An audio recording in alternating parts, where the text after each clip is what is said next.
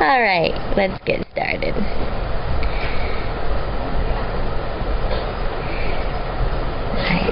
Full screen. There we go. Okay. Hello. So, 5 musts for a job search. Again, this is not anything scientific, just common sense, but if you want to take notes, please do so. My name is Ren Fritsky. I'm one out of the 4 career counselors at the Career Development Center. If this is your first time at the Career Development Center, this is the CDC South office. This is where we do resume reviews, do one-on-one counseling. The Career Resource Library is over here. We also have a CDC North office, which is where the Employer Relations team is. There we have mock interviews that are going to be starting up in November. Also, employers will come there to actually do interviews as well. So we have the North office and the South office. This is the South office. If this is your first time to the CDC, welcome. So let's get started. I want you to think when we're talking about the job search. What is it that we're trying to do? Okay? You're not randomly going out looking for a job regardless if you know what you're looking for or not looking for. There is a certain kind of process and things that you do need to do. And one thing you really need to understand is you have wants and needs, right? You're looking for a specific type of job or career, internship, volunteer position, whatever it may be. But also the employer is looking for a specific kind of person with specific kind of experiences and skills. The employer is going to have something they can offer, starting with a salary. Probably a lot of you are looking for a salary, a paid job, or a full-time position. But if it's an internship, you might be looking for the opportunity to experience a certain kind of job, right? Or it might be mentoring. They might be teaching you something. So an employer is going to have something to offer. You are going to have something to offer. You're trained, you're smart, you have lots of experiences to offer the employer to help with whatever they need to accomplish. So both the employer, the hiring side, and you, the job seeker, both have wants and needs, and you both have what you have to offer. Finding the best match, that's the job search process. So you're looking for each other, okay? So understand, it's not you just, desperate looking. Well, if there's a need that the employer has, they're desperately looking for somebody as well. But they want to do it in the most efficient and most cost-effective way, right? So the more you can help the employer find you the perfect candidate, the happier they're going to be, thus hiring you. Okay, so understand that first. Now, when we're talking about, the wants and needs and what you have to offer, first, you're the one that's searching for a job, but the best way to go about it is really understand how unique you are and what you can offer to the employer. Let's start there, because a lot of students don't start there. Think about what you have to offer to the employer. Okay? I love this little cartoon. This sounds like my daughter. She can tell the difference from right and left, and she's a good skipper, and she knows the alphabet. Know what you have to offer. Okay? Take stock of your inventory. Inventory could be your specific skills. It could be specifically job-related skills or more transferable skills. For example, probably a lot of you have never taken a communications class or a leadership class. But those are some skills that employers definitely want, right? But you've gained it somewhere. Definitely show that. Experiences, if you've had similar experiences in similar kind of internship or job opportunities, definitely make sure that you know that and you're going to let the employer know that as well. Personal qualities. A lot of these can't be learned. For example, are you friendly? customer service, detail orientation, being meticulous, being very responsible. Those are some personal qualities that might not be able to be learned, but do you have it? You need it.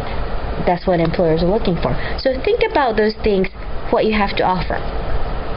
Also, you want to think about what do you want, because I see a lot of students doing this. My name is Bob and I need a job. Like, what kind of job? I need a job. Well, that's not good enough. Because again, the employer is going to have something specific they need and want. So you coming up to them saying, I need a job, could you give it to me? How are they going to be convinced that you're the right person? I understand you need a job, but how's that going to help me? They're not there to give out jobs for free. Okay? So be very aware and specific of what you want. So you need to do some research. Okay? You need to do some research on specific careers. For example, if you know that you like to interact with people in a direct way, but you don't know what kind of careers will allow you to do that, well, you need to do some research on different careers, different kind of career options. You need to look in the type of organizations you can work, the type of work you want to do. You need to look for the specific positions. You might have an image of what it's going to be like, but if it comes down to the specific position, that might not be the case. Look at different career paths. It's not only one way that you could get to your dream job or your dream career. There's multiple ways of doing that. One of them is major. A lot of students get stuck on, I'm this major, so I have to go to this. And in order to do that, I have to do this, this, this, and this. Well, maybe that was the case for your friend, but that might not be the case for you. So think of different ways that you can get to your ultimate goal. Now, if you don't have the examples, again, you have to research. Read up on them. Ask people that are in that career. Network. Connect with people that have already, been there, done that, to get some more ideas. And definitely, research ways that you can gain experience. It's not just an internship that's going to help you get experience. It could be part-time jobs. It could be volunteer positions. It could be your hobbies on and off campus. It could be anything that's going to help you gain the skills and the experience. You might just have never thought of it that way. Okay, so be kind of flexible and do your research. Don't be stuck in one way of thinking. A lot of times when I notice when talking with students is they're their worst enemy. They're getting in their own way because of their narrow way of thinking. Okay? So if you don't know how to research or where to research, come to the Counselor on Call hours. Talk to a career counselor. We have lots of resources that you can start, doing some research. And also, not just doing research and understanding what's out there, but really look into what is it that you really want to do? What are you really interested in? Why? Is it really your interest? Is it really your passion that you're thinking about? Or is it something that because everybody does it? Or that's where the jobs are? Or, not that I'm saying that's bad, but you really want to know who you are and what you really want and the reasons why. Because it may not be your own reasons. Understand what you're passionate about. If you don't know, you're going to have to do some homework. You have to explore a little bit. Think of it when you were 5 years old. When you weren't thinking about careers. What did you like to do? What did you like to play with? Who did you play with? How did you play with them? That's going to be very telling of what your passions are. And your values too. What do you value? What's important to you? Is it job security? Is it flexibility? Is it the diversity of the type of work you can do? Is it, working in a a high-rise kind of office with a beautiful view? Is it the salary? Is it the benefits? There's lots of things that we value. Understand that. Because you might be doing the same thing, but according to your values, you might be doing it in a very small family kind of run business. Or you might be working in a huge international corporation. You might be working in the government. Or you might love to work in a nonprofit organization. Okay? So think of those things when you're not just, this is what I'm interested in, but what's important to you. Because that's how you're going to prioritize. Right? Any job's not going to be good for you. You want to market yourself. Once you understand what you want, and you know what you can offer, and you've done research on what kind of organization is looking for the type of person like you are, then you got to let them know that you exist, right? This is who I am, this is what I can offer you, and this, I'm the best person that can do this. You want to market yourself. So you need to start meeting people, because it's people that hire people, right? So number 3, network. And network, I really had a hard time when I was a student to actually really grasp the concept of networking, which isn't anything difficult. If you network with everybody, the more people that you know, you as a person and what you are looking for, they're going to be able to help you find that dream job. Family, friends, classmates, faculty, past supervisors, neighbors, people at your church or synagogue or whatever, Facebook friends, hobby friends, club friends, friends' neighbors, neighbors' friends, whoever. My best resource when I first moved here was my lady at the deli at my supermarket. She knew everything and everybody, and I would ask her, like, where's the best veterinarian? Or where's the best cleaners? And she would tell me, like, this one's good for this, but this one's good for this, and she was a wonderful resource. Let other people help you. Okay? Networking is not asking somebody, do you have a job? Okay, this is what I'm really passionate about. This is what I'm really interested in. If you know of anybody that's looking for something that matches my interests or abilities, could you let me know? Would you mind referring me? You're letting other people help you, because you know what? People like helping people. Think of somebody from your high school contacting you one day. And he or she says, my high school guidance counselor said, you are studying at Binghamton right now, and I was really interested in your major, and I was wondering, if I can ask you a few questions specific to your major at Binghamton and your experience. How would you feel about that?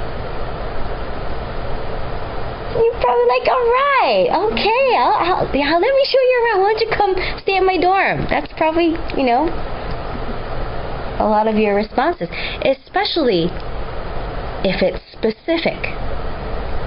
The more specific it is, you can help with that person, and it's not going to use up too much of your time. So when you do network, you want to be very specific. You also want to be very enthusiastic. You want to really show that you're not just desperately finding a job, or you're just trying to use the person. No.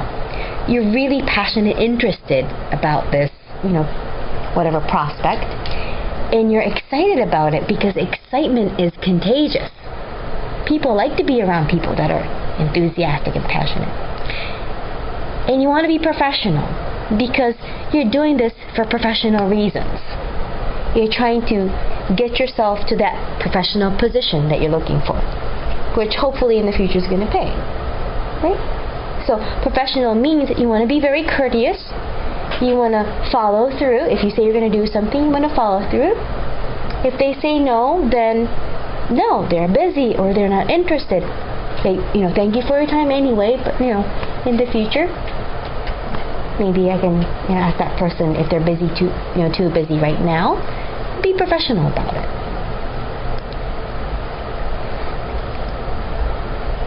act. Do it. It's like the Nike commercial. Just do it. Because a lot of times job search can be very intimidating. It could be discouraging. You have to actually make time, schedule time to do a job search. Everything that related to job search. Because a job search is a full-time job that doesn't pay yet. It is a full-time job. It does take time. Especially when the economy is bad, especially when the competition is fierce, it's going to take time. So you're going to have to keep doing it, and you have to actually do it. A job is not going to fall in your lap, usually.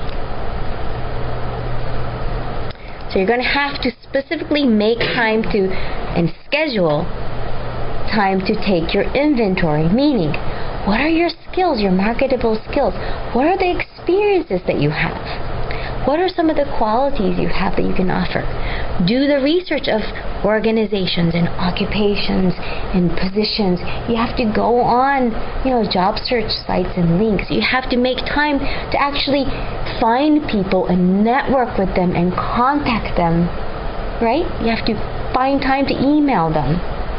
You have to find time to actually create and hopefully get a review of your job search materials. Which are what? What are some of the job search materials? Go ahead. What is it? The qualities you have, but how are you going to show it? Resume's one. Cover letter's another one. What else? What other job search materials can you think about? Portfolio, excellent. Sample work. If you're a computer programmer, show a program. If you're an artist, show some of your artwork. You might be showing some of your past, designs of architecture, or it might be something, a story you wrote, or a research project you've done. Whatever it is. It might be a website. It might be business cards. Whatever it is that's going to show what you can do and what you have to offer. Practice. You need to practice. You need to practice networking, like your 30-second commercial to promote yourself. To interview, right? Whip up a cover letter in a moment's notice. You need practice to do that. You're not going to be able to one day suddenly do that. It takes practice, and that's why we highly recommend you to come review at the CDC. We'll look over your resumes and cover letters. We'll have mock interview programs. Okay, we have etiquette programs, stuff like that. You have to actually apply. This is like the lottery. If you found a position, you found somebody you want to contact, you actually have to contact them. You have to actually apply, or you're not going to be in the game. Okay? It can be intimidating, but you have to start somewhere. Again, it's not going to drop on your lap. And follow up, very, very, very important, especially from the standpoint of networking and professionalism. If you contact somebody and they help you out, thank them. If you contact them, you don't hear from them, kind of remind them, friendly reminder, follow up. If they say they need you to submit something, submit it, okay? Actually do the stuff that takes to actually get a job. And be persistent. You have to continue this, because just because you did it once, if you don't get that, is that the end? No. It's a continuous cycle. You're going to have to keep at it, because rejection, which you are going to get, in dealing with the rejection and the heartbreak and the depression and the disappointment, is part of the job search process. It's just a part of it. Sometimes it's personal, but most of the time it's not. It's about what you have to offer, and what the organization wants might have not been the best match.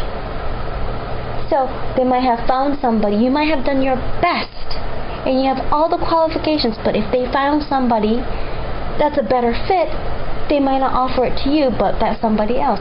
Doesn't mean you're not good, just means it wasn't the best fit for you and the organization. So you need to deal with rejection as well. And expect that. Because you only get one chance to make a first impression. Meaning, if you're getting down and depressed just because you got one rejection from one organization, from one employer, that has nothing to do with this employer. For this employer, it's their first time with you. It's their first encounter with you. So don't drag it. Don't drag that attitude, the negative attitude. Because positive anything is better than negative anything. Right? People like to work with people that they like. And if you're a downer, you're probably not going to be very good for the organizational morale. Right? You only need one job. You can have 2 or 3, but you only need one. So, you might apply to 20. You don't need to get an offer from all 20. Though it might be very ego boosting, it might feel nice, but you're only going to be able to do one. So, remember that. Perspective. Don't give up. Okay? So that is the 5. Do you remember what the 5 is? Number 1. You know what it is? Research was number 2. Yep. But no. Yes, take your inventory. What do you have to offer? Number 2, research. Research what people want. 3, you want to network. You want to connect with people. You want to start marketing yourself. Number 4, you need to act upon what you've researched and what you want and go after it. And don't give up. You have to persist. It has to continue. Usually, and this is last year's data, and it's not very far from other schools as well, but for those that have secured a full-time position after graduation, usually seniors, it's taken an average 8 to 9 months to get a full-time position. If you're an international student, that's probably going to double in time. Okay. For internships, usually it's about half of the time, 3 to 4 months. But looking for the position, applying for the position, them selecting, getting back to you, interviewing maybe once, twice, 3 times, getting all the paperwork done, blah, blah, blah. That's how much time it usually takes. So kind of be ready, emotionally. That's kind of the expectation. Okay. We have 5 minutes for questions. Any questions?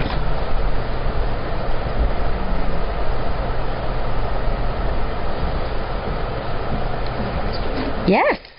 If you email somebody and they never respond, how do you write a follow-up for them? Well, can you think of any reasons why they didn't follow up? They're too busy. They're too lazy. That could be one. Busy. Or they could be busy. Yeah. That could be another one. Or your email might have gone into the spam folder. Could be one. So maybe after a certain amount of time, maybe send a follow-up email, or maybe pick up the phone and remind them, I'm so-and-so, I've applied to this position, or I asked this question, I haven't heard back. I was just wondering if you have received my email. If not, I'm more than willing to send it again. Great way to follow up. Good question. Any other questions? Yes. The thing is, let's say you go to a job fair, like career fair, those kind of things, then we talk to the employer, they give you like a business card. Like, what is the best way to network with, like, in those business cards? So it's like, I feel like you have a lot, but you don't know what you can choose with them. Right. So you might have gone to the job fair and maybe talked to the recruiter, asked recruiter questions, or you might have told them what you have to offer. That's your 30-second commercial. If you have a business card, maybe follow up. I met you at so-and-so school's job fair, asked you these questions. Thank you very much. If you have any follow-up questions, you might be able to ask them. Or if there's something that stayed in your mind that made an impression on you, you can share that. That could be a thank you for them. But if you want to kind of keep in touch with that person, maybe if you have gained new skills or gained new experiences that you want the employer to know about, maybe periodically let them know about that. Or if you are, getting close to the time that you're applying to different kind of positions, let them know that what it is that you specifically want. Because again, the whole job search is focusing on what you have to offer and what the employer wants, what the employer has to offer and what you want, if it's a good match. So the more information you can give each other, the better you're going to be able to figure out if you're a good match. Finding a job is like finding a mate, like a good date. Okay, what kind of questions will you ask a person to really get a sense if this is a good match or not? You're probably going to be asking, so what do you do for fun? And what are you going to do for this weekend? How's your family? I mean, those might be some of the things that's important to you to know about. But they might ask, what's your favorite music? What's your favorite movie? What do you like to eat? That might be important information for them. How do you find out about each other? The more information you can give each other, and you can experience each other, like through internships or job fairs or whatever, the better chance you're going to have to find the best fit. Thank you. No problem. Yes. Let's say, like if somebody gives you their card, but it's only one time that passed. Yes. And you're not sure. Which shouldn't happen, because you're going to immediately follow up, so the time doesn't lapse. But if it does lapse, yes. How would you? And you want to get in contact with the person, Right. and you still have their card. Right. But you're not sure who to do. Right. So if you were in that other person's shoes, what do you want the person to do? Yeah, if you don't remember the person that's contacting you, let's say you're in the recruiter's position, how do you want to be contacted? Probably like a little reminder. Yes. Something to jog their memory.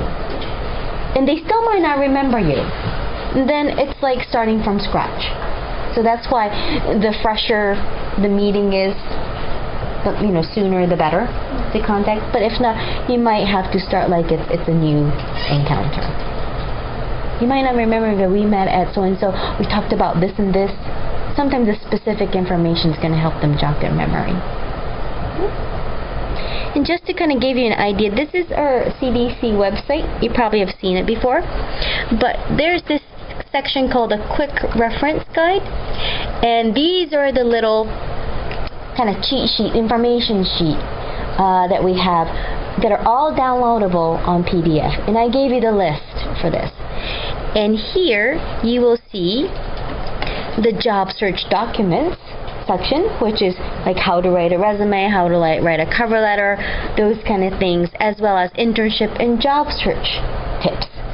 For example, how to find a job might be a good start. Or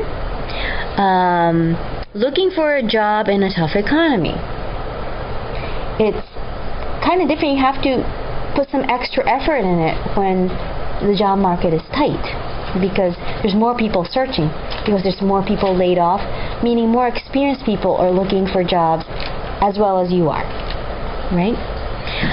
Networking and informational interviewing when you're researching and trying to make connections, because networking is the #1 way of getting jobs in the United States. Tips for a successful job search, and of course the different skills like interviewing face-to-face and on the phone. All those kind of tips are here as well. So I recommend you to take a look at our quick reference guides as well. Everything that I said is going to be there in a nice neat list format, and it'll give you more ideas as well. I just want to be sensitive to everybody's time. This program is an express program that goes to 4:30, so I want to let you go. Thank you for being here. If you have a few more questions, I'll hang out here, but if not, have a great afternoon. Thank you. Pleasure.